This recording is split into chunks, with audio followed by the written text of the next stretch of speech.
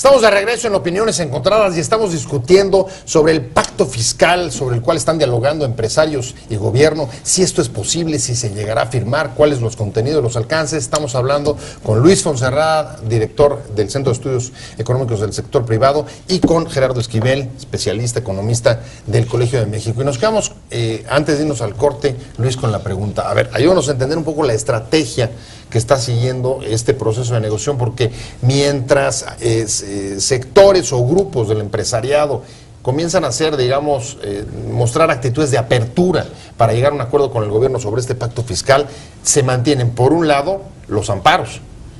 Ha dicho con toda claridad el Consejo Coordinador Empresarial, de eso no nos vamos a mover, es un derecho legal. Entonces, ¿se puede negociar un pacto al mismo tiempo que mantienes una posición firme con los amparos?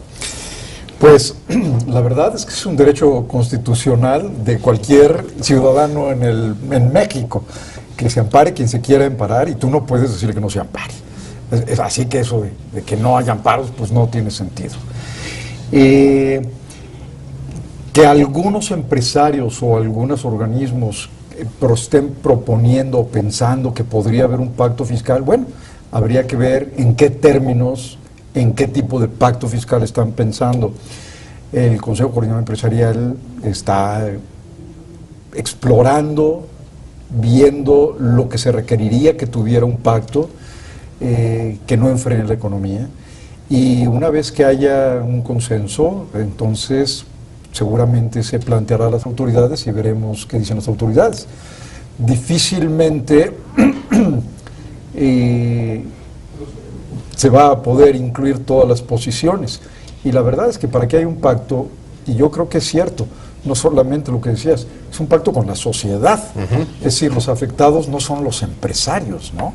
Los empresarios es la sociedad entera, y los más afectados por una inflación que pudiera provenir de un desequilibrio fiscal, como ya lo hemos vivido, van a ser los grupos de menores ingresos y los trabajadores en particular, ¿no?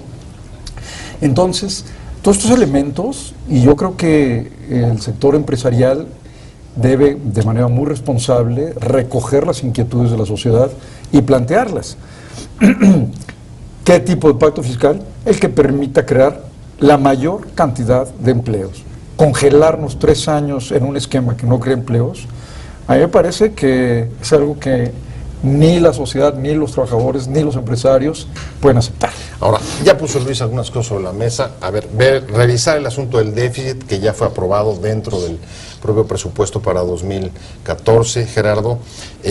Por supuesto, el asunto de no subir los impuestos durante 3 años que había ofrecido el gobierno. Ver lo del asunto del gasto. ¿Tú crees que con eso sería suficiente para que los empresarios dijeran, bueno, ok, ya tenemos las condiciones mínimas para planear ordenadamente nuestras inversiones y vamos a recuperar el consenso con el gobierno? No, yo creo que no sería suficiente, y creo que ese es el meollo del asunto. Es decir, si no están de acuerdo con lo que está ahora, y lo que está ahora, insisto, son una serie de impuestos que, o una de dos, es decir, se echa para atrás lo que se logró en la reforma, lo poco o mucho que se haya logrado en la reforma fiscal pasada, o nos quedamos con lo que estamos, que no les gusta, y entiendo las razones del sector privado que no les gustan algunas cosas, y por eso están amparando, y están en todo su derecho de hacerlo. Entonces nos quedamos con algo que no es bueno, y a eso le agregamos algunos compromisos que son básicamente buenas intenciones, como decir vamos a gastar mejor, vamos a gastar en infraestructura, vamos a invertirlo mejor.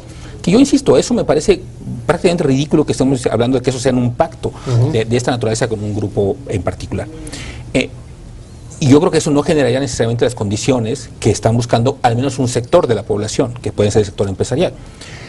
Y creo que ahí no estamos pensando necesariamente, a lo mejor sí, a lo mejor no, en el bien común. Y de nuevo, el bien común, pues en principio uno pensaría que va a quedar representado por las distintas posiciones que se vierten en este caso particular, en el legislativo, donde llevan diferentes posiciones, donde hay distintas posiciones políticas, donde hay gente que piensa que se debe hacer de una manera, con mayor gasto público, mayor déficit, hay quien cree que eso es la solución, hay gente que cree que es con menores impuestos y por lo tanto a lo mejor van exactamente en la dirección contraria una cosa a la otra. Claro, claro. Entonces, pero al menos, insisto, la importancia de que eso se dé en un entorno institucional. A mí no me gustó de la reforma fiscal, por ejemplo, que se diera en el seno como se dio, en una discusión en un cuarto oscuro, en un cuarto en lo oscurito entre las cúpulas de los partidos políticos que la sociedad no es necesariamente eligió para discutir ese Y tema. básicamente PRD-PRI, ¿no? Porque ahí el PAN, digamos que se El PAN salió se del- retiró y luego lo pasan al Congreso y lo aprueban, digamos. A mí no me gusta y no me gustó en general todo el Pacto por México, y fui muy crítico en su momento de eso, de todo ese mecanismo cupular que de alguna manera evitaba la discusión de posiciones y que básicamente terminaba imponiendo una visión. Aquí en este caso en particular efectivamente fue entre el PRI y el PRD. Pero al menos eso tiene una cierta ventaja. Es una discusión entre gente que de alguna manera es representativa de la población, que fue electa en algunos casos. Claro. El problema de llevarlo a cúpulas, digamos, no tengo nada contra una cúpula en particular, pero el problema de llevarlo a una cúpula y discutirlo ahí, pues es que, insisto, abre la posibilidad de en otro momento llevarlo a otras cúpulas, ¿no? Y empezar a hacer una negociación que sale de las normas institucionales que caen en la Hoy discrecionalidad. con este sector, mañana con otro Exactamente, sector, porque mañana con los sindicatos. ni siquiera luego con es, los- ni siquiera es lo que se planteó en su momento, por ejemplo, ni siquiera es lo del Pacto de Solidaridad Económica, recordemos cómo era eso, ¿no? Donde estaban todos los sectores, de alguna manera, involucrados, representantes trabajadores del sector industrial, del sector campesino, empresarios, el gobierno, etcétera. Aquí no, aquí ni siquiera es eso, ¿no? Entonces me parece muy peligroso, insisto. Me parece muy peligroso pensar en que hay mecanismos que suplanten las instituciones que nos hemos dado, que bien o mal, y yo creo que han funcionado no necesariamente bien, pero bien o mal es lo que tenemos y creo que debería darse en esos entornos la discusión. Y que una persona como el secretario de Hacienda pueda comprometerse de esa forma ante un sector, insisto, me parece preocupante porque no sabemos a qué da lugar, a qué se va a comprometer, qué motiva el compromiso mismo, etcétera. Digamos, No, yo creo que ni que, ni que necesariamente es algo en beneficio de todos los mexicanos. ¿Cómo sabemos que esa negociación no es en beneficio del grupo que está participando en la negociación y que eso va a ser en beneficio de toda la sociedad? Creo que ese es el problema básico, porque al menos lo otro pues, está sujeto a la rendición de cuentas y si no me gustó lo que aprobó el PRI y el PRD, Te castigo pues, en las me puedo urnas, castigar en por las lo menos. urnas. Aquí ni siquiera es evidente a quién se va a poder castigar, porque sería un funcionario público con organismos empresariales o con representantes de sus, y que allí podrán tener sus mecanismos de rendición de cuentas internas, pero la sociedad en su conjunto, si se ve perjudicada por esa decisión, pues no puede hacer nada. Al menos lo otro es institucional y creo que por eso creo es peligroso. Ahora, Te Luis, invitamos a seguir cuestionando la información con los siguientes videos.